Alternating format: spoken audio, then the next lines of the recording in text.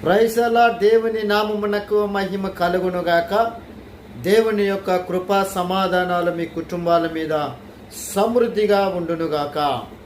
ఈ సమయంలో దేవుడు నా హృదయంలో పెట్టిన మాటను మీతో కూడా పంచుకొని మిమ్మల్ని ప్రార్థనలోను విశ్వాసములోను వాక్యములోను బలపరచాలని ఇష్టపడుతూ ఉన్నాను. మంచిది. రాజుల మొదటి గ్రంథములో మనం చూసినట్లయితే రాజైన సొలొమోను గారిని మనం చూస్తున్నాం. ఈ రాజైన సొలొమోను గారు 3వ అధ్యాయం మొదటి నుండి మనం చూసుకున్నట్లయితే 16వ వచనం వరకు చూసుకున్నట్లయితే అతడు దేవుని యొద్ద జ్ఞానం అడుగుతున్నట్లు కనబడుతూ ఉన్నది. 1 నుండి మనం చూస్తే 8వ వచనం వరకు బలులు అర్పించినట్లు గిబియోనులో ముఖ్య పట్టణమైన ఆ యొక్క దేశంలో దేవునికి బలులు అర్పించినట్లు మనం చూస్తూ ఉన్నాం.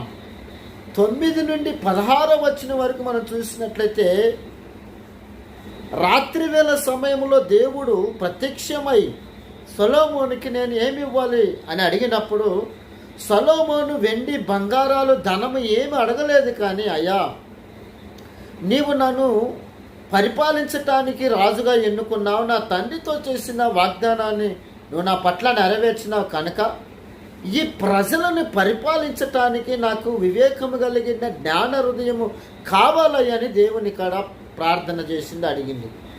ఆయన మనం చూసినట్లయితే గిబియోనులో రాత్రి వేళ యెహోవా అతనికి ప్రత్యక్షమై నేను నీకేమి ఇవ్వాలని అడుగుతున్నప్పుడు ఆయన చెబుతున్న మాట ఏంటంటే నాకు జ్ఞానము కావాలి అంటూ ఉన్నాడు. వాస్తవమే, ఈరోజు జ్ఞానము కావాలి. సంఘానికి, సమాజానికి, కుటుంబంలో ఉన్న ప్రతి వారికి జ్ఞానము కావాలి. ఎందుకంటే నా జనులు జ్ఞానము లేక నశించిపోతూ ఉన్నారు కనుక జ్ఞానము కావాలి. బైబిల్ అంటున్నది యెహోవా యందు భయభక్తులు కలిగి ఉండుటే జ్ఞానానికి మూలమని వాక్యము సెలవిస్తుంది. యాకోబు రాసిన పత్రిక 1వ అధ్యాయం 5వ వచనములో అంటాడు, మీలో ఎవరికైనా జ్ఞానము కొదువుగా ఉన్న యెడల నన్ను అడగండి, నేను ధారాళముగా నేను ఇస్తానని వాగ్దానం చేసిందండి. వాస్తవమే, మనం అడగాలి దేవుని కాడ. అయ్యా, అందుకనే బైబిల్ అంటున్న సామెతల గ్రంథం 10:30 అంటాడు, జ్ఞానము కలిగిన వారు ఇతరులను రక్షిస్తారు కనుక న్యాయమైన తీర్పు తీరుస్తారు కనుక.